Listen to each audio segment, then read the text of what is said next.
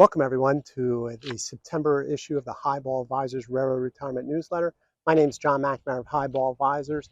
And September, a lot of nice things going on. First cooling temperatures, very nice. But we're all waiting on the Federal Reserve to cut interest rates. All right, that's going to happen sometime here in September. I think third week, something like that.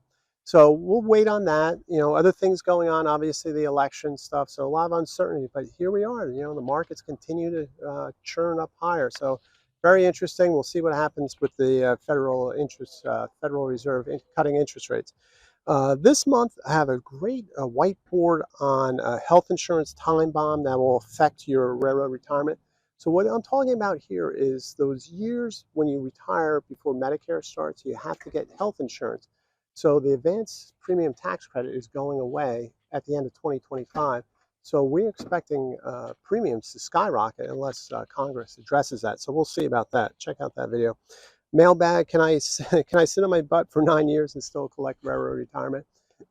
So that goes to the current connection issue, right? Am I still connected to the railroad if I leave the railroad? All right. The checklist I have, what issues you should consider when you're building an emergency fund and maintaining it, right? Very important to always have that emergency fund. 2-3 months of emergency fund's great, especially if you're in the part of the industry that might be cyclical, where you might be getting laid off or furloughed. Very important to have that emergency fund.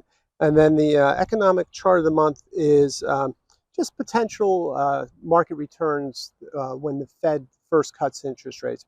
What has been the average? I think it's around a little over 9%, but sometimes you have good ones and bad ones. But I thought that was just interesting to see because that's what everybody's going to be talking about in September. So railroaders, until next month, please stay safe, stay on track, and take care. So long, everybody. Bye.